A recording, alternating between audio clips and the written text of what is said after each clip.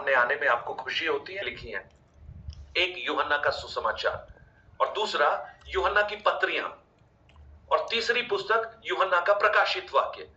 ये तीनों पुस्तकें तीन थीम को बताती हैं। उन तीनों के जो विषय सार है वो तीन है। नंबर वन, जब यूहन्ना सुसमाचार लिख रहा था तो 20 अध्याय 31 वचन में यूहन्ना कहता है, ये बातें तुम्हें इसलिए लिखी गई हैं कि तुम जान लो कि मसीह ही परमेश्वर का पुत्र है और अनंत जीवन उसमें है। यानी यूहन्ना का सुसमाचार हमें यह बताता है कि यीशु मसीह परमेश्वर का पुत्र है और उसमें अनंत जीवन है। लेकिन जब यूहन्ना पत्रियों को लिख रहा था, पहली यूहन्ना, दूसरी यूहन्ना, तीसरी यूहन्ना, तो वहां पर वो लिखता है कि ये जो विश्वास तुमने किया है, तुम उसमें दृढ़ रहो, उसमें बने रहो, उसमें स्थिर रहो, कोई तुम्हें भरमाने ना पाए। यानी जो विश्वास तुमने पाया है उसको स्थिरता से पकड़े रहो। तो यीशु मसीह कौन है ये जानने के लिए यूहन्ना ने सुसमाचार लिखा। उस जाने हुए लोग उस विश्वास में स्थिर रह पाए, इसलिए उसने पत्रियों को लिखा। और प्रकाशित वाक्य परमेश्वर की आत्मा ने उससे इसलिए लिखवाया कि जिन लोगों ने उस यीशु को जाना, जो लोग उस विश्वास में स्थिर खड़े हुए हैं, वो अब उसके आगमन के लिए तैयार हो जाएं। They should prepare themselves for his second coming. So वचन पढ़ना बहुत महत्वपूर्ण है। So मैं प्रभु को धन्यवाद देता हूं, आप सब परमेश्वर के वचन से प्रेम करते हैं और इसलिए आप लोग हर रात इस मीटिंग में आप आते हैं। अभी बहुत सारा समय आप अलग चीजों में इस्तेमाल कर सकते हैं। ये बड़ा क्रूशियल टाइम है, 9 बजे से 10 बजे का टाइम। खाना वाना खाकर थोड़ा टहल सकते हैं। चारों सुसमाचारों में all the 4 gospel records palm Sunday, ये जो यीशु मसीह का यरूशलेम में प्रवेश की उस घटना को बड़े विस्तार से लिखा गया है। मैं आपको बता देता हूं, आप उन वचनों को आप नोट कर लीजिए, उन भागों को, जिससे आप बाद में उनको पढ़ सके। क्योंकि जब आप चारों पोर्शंस को पढ़ेंगे तो आपको 4 डिफरेंट एंगल्स दिखाई देंगे। कुछ बातें मत्ती ने लिखी हैं, कुछ बातें लूका ने लिखी है, कुछ यूहन्ना ने लिखी है, कुछ मरकुस ने लिखी है। और जब चारों को आप कंबाइन करेंगे तो एक पूरी पिक्चर आपको नजर आएगी। मत्ती रचित सुसमाचार 21 अध्याय 1 से लेकर 11 तक वचन, हम यीशु के उस आगमन को जो यरूशलेम में प्रवेश कर रहा है उसको देखते हैं। मरकुस 11 अध्याय 1 से लेकर 11 तक वचन। सो मत्ती और मरकुस आपको याद रह जाएगा, वचन 1 से 11 ही है दोनों में, लेकिन अध्याय में थोड़ा सा फर्क है। मत्ती 21 है, मरकुस 11 है। लूका रचित सुसमाचार 19 अध्याय 28 से लेकर 44 तक वचन, 28 to 44। Luke chapter 19, 28 to 44. And John chapter 12, verses 12 to 19. यूहन्ना 12 अध्याय 12 से 19 तक वचन। सो ये 4 पोर्शंस हैं। इन चारों ही भागों में आप यीशु मसीह के उस यरूशलेम आगमन की उस घटना को आप पढ़ सकते हैं। ये जो रविवार जो कल गया है, इसे पाम संडे बोलते हैं, खजूर रविवार हिंदी में बोलते हैं। और इसके साथ एक बहुत ही बड़ी घटना जो हुई है, ये यीशु मसीह का इस पृथ्वी पर शारीरिक रूप से आए हुए यीशु का अंतिम संडे है। क्योंकि इस संडे के साथ इसके बाद जो एक वीक जो आता है, इसे हम पैशन वीक बोलते हैं। पैशन को आप बोल सकते हैं जज्बा, है ना, यीशु का पैशन, उस मानव जाति के उद्धार के लिए अपने आप को क्रूस पर चढ़ाने का पैशन। सो ये पैशन वीक है। इसमें क्या होगा आज इस, थैंक यू बिबिन, आपने ये नोट में डाल दिया चैट में। सो क्या होगा इस संडे को, जब यीशु यरूशलेम में प्रवेश करेंगे, उसके बाद अगले संडे को जब होगा तो वो पुनरुत्थान को पाएंगे। इसके बीच में यीशु को पकड़ा जाना, यीशु के ऊपर कार्रवाई की जाना और उनको अदालतों में खड़ा करना, उनको क्रूस पर चढ़ाना और उसके बाद तीसरे दिन उनका जी उठना। तो ये जो खजूर रविवार है, पाम संडे है, इसके बाद जो संडे आता है उसे ईस्टर संडे कहा जाता है, यीशु मसीह का पुनरुत्थान। सो बाइबल में और मसीही जगत में ये बहुत ही महत्वपूर्ण है ये भाग, इसलिए नॉमिनल चर्चेस में आप देखिएगा बहुत धूमधाम से इसे मनाया जाता है और लोग ढूंढ ढूंढ कर पाम की डालियां लेते हैं, उनकी एक एक डालियां लेकर जाते हैं।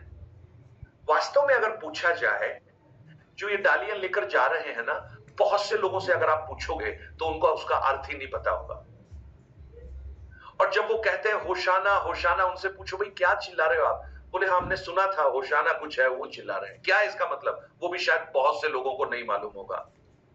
सो हम बहुत से काम बिना जाने हम करते हैं, और जब इन भागों को हम पढ़ते हैं तो वास्तव में यीशु मसीह का ये जो वचन है जो मत्ती बोल रहा है, वो उस समय के लोगों की आत्मिक अंधता के बारे में बात कर रहा है, क्योंकि मत्ती यीशु को एक राजा के रूप में प्रकट करता है।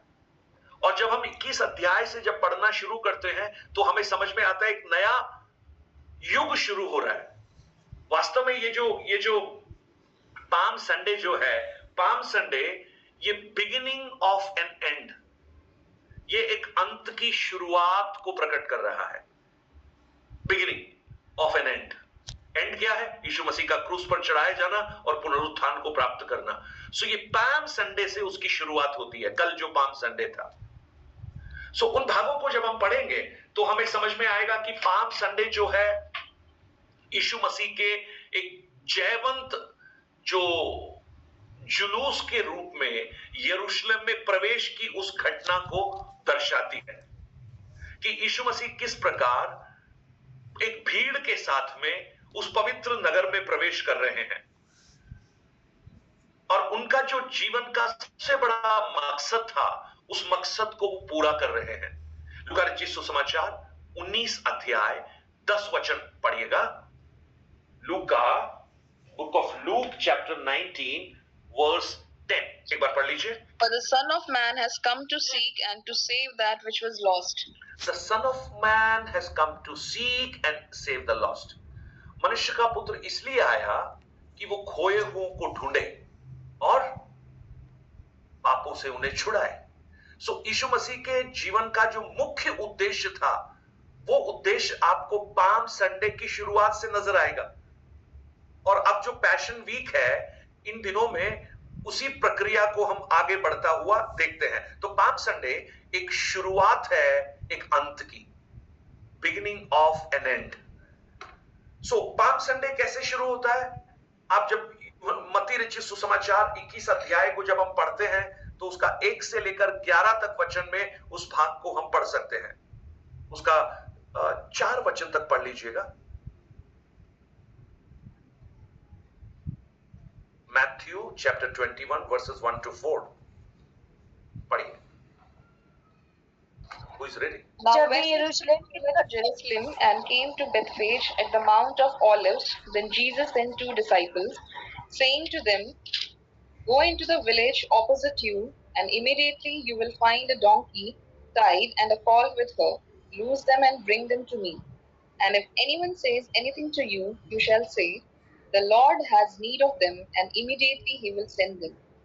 All this was done that it might be fulfilled, which was spoken by the prophet, saying, Tell the daughter of Zion, behold. Enough, sister. अब हिंदी में भी पढ़ लीजिए एक बार। जब वे यरूशलेम के निकट पहुंचे और जैतून पहाड़ पर बैतफगे के पास आए, तो यीशु ने 2 चेलों को यह कहकर भेजा, सामने के गांव में जाओ, वहां पहुंचते ही एक गधी बंधी हुई और उसके साथ एक बच्चा तुम्हें मिलेगा, उन्हें खोलकर मेरे पास ले आओ। यदि तुमसे कोई कुछ कहे तो कहना कि प्रभु को इनका प्रयोजन है, तब वो तुरंत उन्हें भेज देगा। यह इसलिए हुआ कि जो वचन भविष्यवक्ता के द्वारा कहा गया था वो पूरा हो।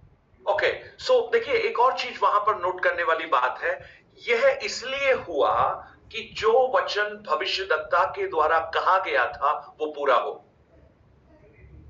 जब हम जकरिया नबी की पुस्तक, बुक ऑफ जकरिया चैप्टर 9 वर्स 9, जब जकरिया की पुस्तक 9 अध्याय उसके 9 वचन को पढ़ते हैं तो यीशु मसीह के जन्म के करीब 540-550 साल पहले एक भविष्यवक्ता पवित्र आत्मा में होकर एक भविष्यवाणी कर रहा है।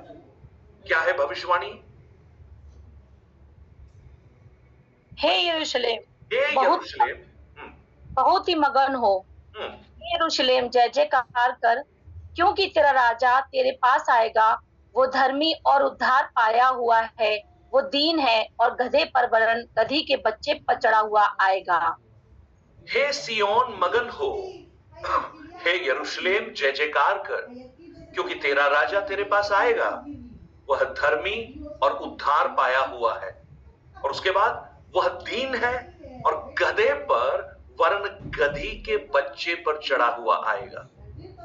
यानी यीशु मसीह के जन्म से 550 साल पहले की एक प्रोफेसी को यीशु मसीह जब यरूशलेम में प्रवेश कर रहे हैं वो पूरा कर रहे हैं। एक राजा, दीन, नम्र, गधी परंतु उसके बच्चे पर बैठकर आएगा।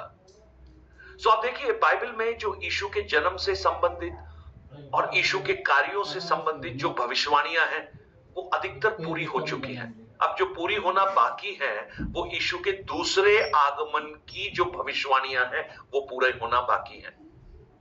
जब हम यीशु के दूसरे पहले आगमन 550 साल पहले, यीशु के जन्म के 550 साल पहले अगर ये कह रहा है कि हे यरूशलेम मगन हो जा, तेरा राजा आएगा, किसी को कोई समझ में नहीं आ रहा। लेकिन जब ये हुआ तो उन लोगों को समझ में आया जिन्होंने व्यवस्था की पुस्तक पढ़ी थी, क्योंकि उन्हें भविष्यवाणियां मालूम है। क्योंकि उस भविष्यवाणी में क्या बोल रहे हैं, राजा आएगा। साधारणतः राजा गधे पर नहीं आते, वो घोड़ों पर आते हैं, हाथी पर आते हैं, ऊंट पर आते हैं वो। लेकिन गधा भी ऐसा नहीं है कि गधा कमजोर जानवर था। उस समय की व्यवस्था के अनुसार गधा भी एक रॉयल एक एनिमल था। आज गधे को हम बिल्कुल नाकारा और सबसे घटिया जानवर के रूप में देखते हैं। कुछ लोग बोलते हैं ना तो गधा तो नहीं है, यानी बिल्कुल ही बेकार ढपोर शंख है क्या, कुछ भी समझ नहीं है क्या। लेकिन गधे के साथ एक बड़ी खूबसूरत बात यह है कि गधा अपने मालिक को पहचानता है। वो कुछ भी बोझ उठाने के लिए तैयार है। वो मीक है, मीक मतलब वो नम्र होता है। वो जानवर भी बड़ा मीक है, बेचारा बोल सकते हैं उसको। और यीशु उसके ऊपर बैठा है। मुझे एक चीज समझ में आई, इस संसार में जो बेचारे हैं ना वही यीशु को अपने साथ रखते हैं। जो इस संसार के घमंडी लोग यीशु को नहीं बैठाएंगे। वो कहेंगे अरे हमारे पास तो बहुत सारे ऑप्शंस हैं। लेकिन जिनको संसार ने बिल्कुल निकृष्ट समझा है कि ये किसी काम का नहीं है, यीशु को वो अपने जीवन में स्थान देते हैं। तो हम ये सच्चाई इससे हम समझ सकते हैं। सो देखिएगा, जब यहूदी कल्चर में एक राजा होता है तो राजा जब अभिषेक किया जाता है राजा का, तो लोग उस सच्चाई को स्वीकार करते हैं। और स्वीकार करने के बाद जानते हैं क्या करते हैं, वो उस राजा का आदर करने के लिए अपने वस्त्रों को खोलकर उसके सामने बिछाते हैं जिससे वो उस पर चलकर आए। और जब यीशु के उस आगमन को हम देखते हैं जो यरूशलेम में उसने किया था, तो आगे हम जब पढ़ेंगे वहां पर लिखा है 8 वचन में, और बहुत तेरे लोगों ने अपने कपड़े मार्ग में बिछाए। ये कपड़े मार्ग में बिछाने का अर्थ पता है क्या है? ये डिक्लेयर करना ही इज किंग, वो राजा है। आप जब राजाओं की पुस्तक पढ़ते हैं, मेरे साथ निकालिएगा बुक ऑफ 2 किंग, उसका 9 अध्याय, उसका 13 वचन। राजाओं की दूसरी पुस्तक, उसका 9 अध्याय 13 वचन। तब उन्होंने झट अपना वस्त्र उतार कर उसके नीचे सीढ़ी पर ही बिछाया और नरसिंगे फूंक कर कहने लगे, यहू राजा है। अभी येहू जब राजा बना तो आप देखिए यहां पर क्या किया लोगों ने, अपने वस्त्र उतारकर उसके नीचे सीढ़ियों पर बिछा दिया और नरसिंगे फूंक फूंक कर ये कहने लगे, येहू ही राजा है। ये एक यहूदी कल्चर था। जब एक राजा बनता था तो उसको आदर सूचक के रूप में लोग अपने वस्त्र उतारकर उसके पैरों में डाल देते थे। तो यहां देखिए लोग अपने वस्त्र उतारकर उसके पैरों में डाल रहे हैं, यानी वो इस बात को रिकॉग्नाइज कर रहे हैं कि ये राजा है। फिर उसके बाद क्या होता था, जब एक राजा बनता था, जब एक राजा का अभिषेक होता था, तो उसका दूसरा कार्य, पहला तो लोगों ने किया, उसको आदर सूचक उसके पैरों में कपड़े डाले, लेकिन एक और काम वो करता था। जैसे ही वो राजा बनता था, सबसे पहले वो मंदिर में जाता था, हुजूम के साथ, एक बड़ी भीड़ के साथ, क्योंकि जो लोग जिन्होंने वस्त्र बिछाए थे वो सब उसको लेकर एक पोसेशन के रूप में मंदिर में पहुंचते थे। अब बहुत सारे राजाओं के बारे में हम देख सकते, सोलोमन को भी अगर आप देखेंगे, उस समय मंदिर नहीं था, लेकिन वो जो मिलाप वाला तंबू है वहां पर वो जाता है बड़ी भीड़ के साथ में। सो आप देखिएगा उस कल्चर, उस कस्टम को भी यीशु मसीह पूरा कर रहे हैं। राजा जब लोगों ने उसे स्वीकार किया तो अब वो कहां जा रहा है? मंदिर में जा रहा है।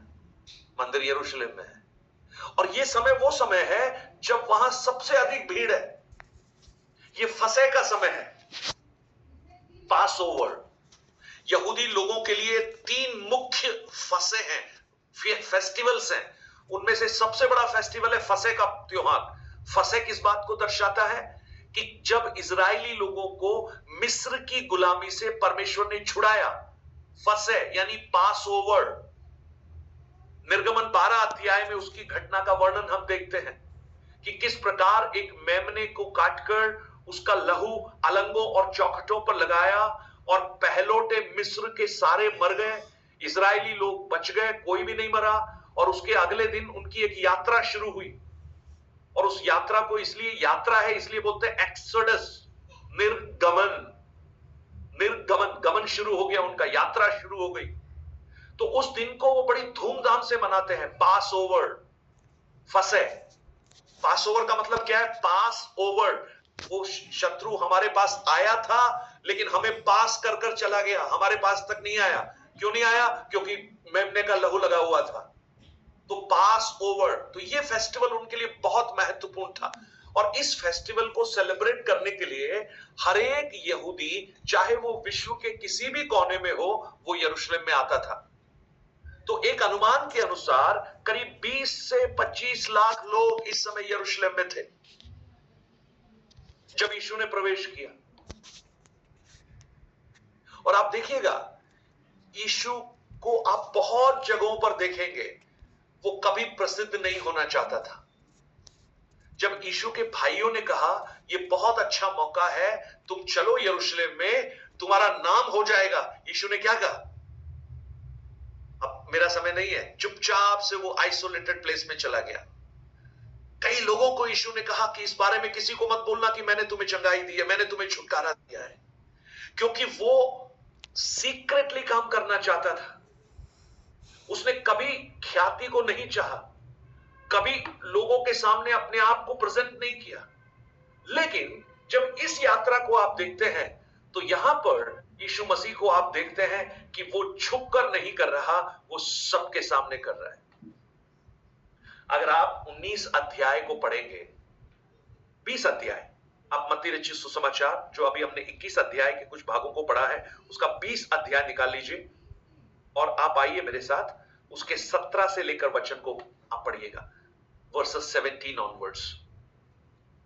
यीशु यरूशलेम को जाते हुए 12 चेलों को एकांत में ले गया और मार्ग में उनसे कहने लगा, देखो हम यरूशलेम को जाते हैं और मनुष्य का पुत्र प्रधान याजकों और शास्त्रियों के हाथ पकड़वाया जाएगा, और वे उसको घात के योग्य ठहराएंगे और उसको अन्य जातियों के हाथ सौंपेंगे कि वे उसे ठट्टों में उड़ाएं और कोड़े मारे और क्रूस पर चढ़ाए, और वो तीसरे दिन जिलाया जाएगा। देखिए, यीशु मसीह यरूशलेम जाने से पहले बता रहे हैं, वो सब कुछ बता रहे हैं जो होने वाला है। वो बोल रहे हैं मनुष्य का पुत्र पकड़वाया जाएगा, उसको ठट्ठों में उड़ाएंगे और उसको अन्य जातियों के हाथ में सौंप देंगे, वो उसको कोड़े मारेंगे, वो उसको क्रूस पर चढ़ाएंगे। यानी यीशु को अच्छी तरह पता है कि यरूशलेम जाना खतरनाक है। आप मुझे बताइए, आप किसी प्रेयर मीटिंग में जा रहे हैं और वहां आपको पता लगा कि आज मसीह विरोधी लोग वहां पर हुड़दंग कर सकते हैं, पूरी संभावना आपको विश्वस्त सूत्रों से पता लगी है। कितने लोग हैं जो उसके बावजूद भी वहां जाएंगे? या आप एक्सक्यूज बनाकर कह देंगे नहीं आज थोड़ा पेट में दर्द है, या आज थोड़ा तबीयत ठीक नहीं है, कल अगली मीटिंग में आएंगे, इस बार नहीं जा पाएंगे, है ना? करेंगे ना, हम बोलेंगे ना, क्या बोल, अच्छा उसके साथ वचन भी हम बोलेंगे। हम बोलेंगे परमेश्वर ने कहा है सांप की तरह चतुर बनो, कबूतर के समान भोले बनो। बेवकूफों की तरफ से जाकर अपने आप को गड्ढे में मत डालो। पता है इसे पैशन वीक क्यों कहा जाता है? इसलिए कहा जाता है पैशन वीक कि यीशु को सब कुछ मालूम होने के बावजूद उसको पता है कि उसको पकड़वाएंगे, उसको पता है उसको ठट्ठा उड़ाएंगे, उसको मारेंगे, उसको क्रूस पर चढ़ाएंगे, लेकिन इन सारे डर के बावजूद भी यीशु का जो पैशन था पापियों को बचाना, वो खत्म नहीं हुआ। उसके लिए ही इज रेडी टू डाई। और देखिए ये जब यरूशलेम में आया, यरूशलेम में आना तो जरूरी था क्योंकि भविष्यवाणी पूरी करनी थी। अगर हम होते तो पता है क्या बोलते?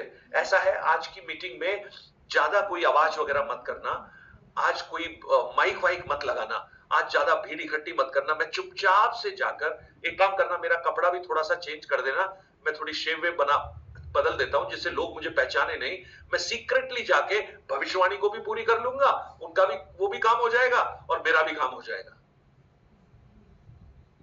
ये इसलिए पैशन वीक है क्योंकि यीशु ने अपने आप को छुपा कर नहीं रखा, लेकिन यीशु ने अपनी मृत्यु की जानकारी होने के बावजूद भी उसने अपने आप को मानो सरेंडर कर दिया उस परमेश्वर की विल के सामने कि हां मैं उस कार्य के लिए तैयार हूं, मैं मरने के लिए तैयार हूं।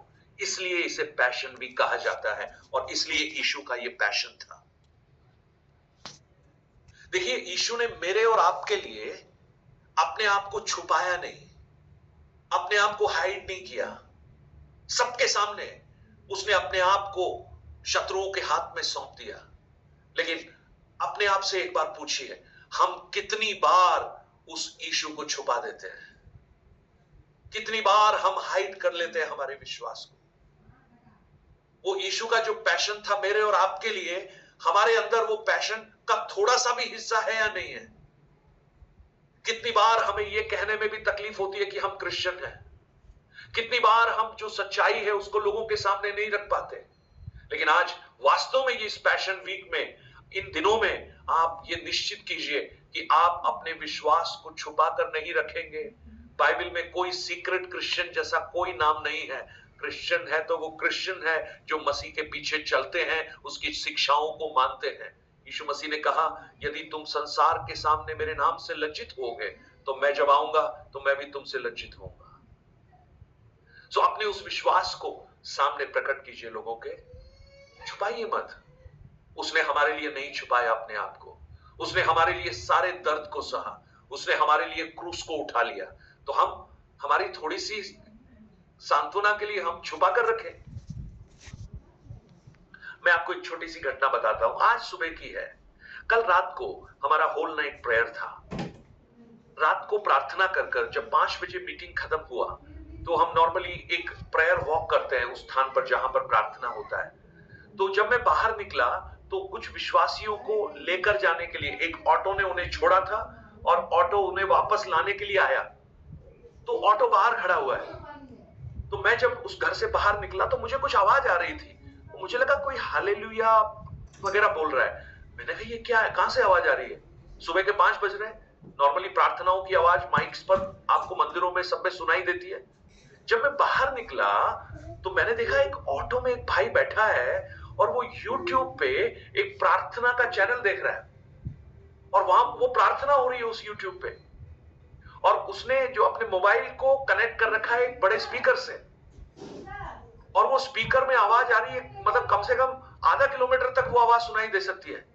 और वो बड़े जोर से वो आवाज आ रही है, यीशु के नाम से हम प्रार्थना करते हैं, आपके दुख आपकी तकलीफें सब दूर हो जाएं विश्वास में। मतलब ये प्रार्थना हो रहा है। मैं बड़ा हैरान हो गया। मैंने उससे पूछा, भाई आपका नाम क्या है? तो उसने बोला मेरा नाम नीलोफर है। मैंने कहा आप विश्वासी हैं क्या? तो उसको समझ में नहीं आया। तो मैंने पूछा आप कभी किसी सत्संग में, चर्च में कहीं गए हैं? तो उसने बोला मैं कभी नहीं गया। मैंने कहा फिर आपको किसी ने बताया? बोला नहीं, किसी ने नहीं। मैंने कहा फिर आप ये कैसे सुन रहे हैं? तब उसने बोला कि मैंने एक बार जब YouTube देख रहा था तो ऐसे ही ये चैनल मैंने देखा, तो उसमें प्रार्थना हो रहा था, तो मुझे बहुत अच्छा लगा सुन के। और जब मैं गया उससे मिलने तो वो प्रार्थना चल रहा था और ये व्यक्ति ऑटो की सीट पे बैठा है, पता है, ऐसे हाथ करके, बिल्कुल जैसे प्रार्थना की मुद्रा में सवारियों का इंतजार कर रहा है। माइक पे पूरी जोर से आवाज चल रही है और वो प्रार्थना कर रहा है। मैंने कहा प्रभु, जब फ्रांसिस और एंड्रयूस अपने विश्वास को छुपा कर रखते हैं, एक नीलोफर जिसने यीशु को कभी जाना ही नहीं है, वो उस प्रार्थना को सबके सामने करने के लिए तैयार है। बंद कर दिए थे क्या? मैंने उससे बात किया, मैं बहुत ही आनंदित हुआ प्रभु में। मैंने उससे बात किया, मैंने उसको सुसमाचार सुनाया, मैंने उसके लिए प्रार्थना की, उसका नंबर लिया, अपना नंबर दिया। मैंने कहा संडे को चर्च आना, तो वो उसने कहा मैं जरूर इस संडे को आपके चर्च में आऊंगा। प्रियो, इस पैशन वीक में आप उस यीशु मसीह ने जो कार्य मेरे और आपके लिए किया है, आप उस कार्य का थोड़ा सा हिस्सा अगर आप इस संसार को दे सकें, तो मैं कहूं ये एक पैशन वीक, ये ईस्टर, ये पाम संडे शायद वास्तव में एक अर्थ रखेगा। नहीं तो पता है क्या होगा, आप वो पाम का ट्री लेके जाएंगे, पाम का ट्री लेके वापस आ जाएंगे, वो सूख भी जाएगा, उसको उठा के फेंक भी देंगे और ईस्टर पे जो कुछ करना है वो भी कर लेंगे, उसके बाद एक साल फिर वेट करेंगे।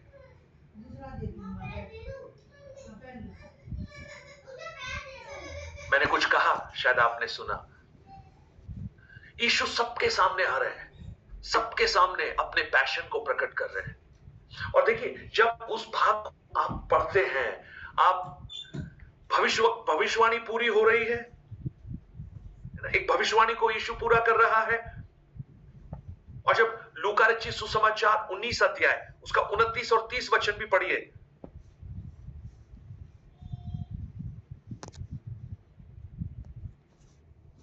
Luke 19, 29 and 30.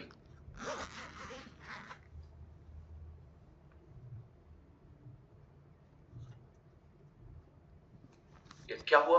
ऑन नहीं कर पा रहे सिस्टर अनीता?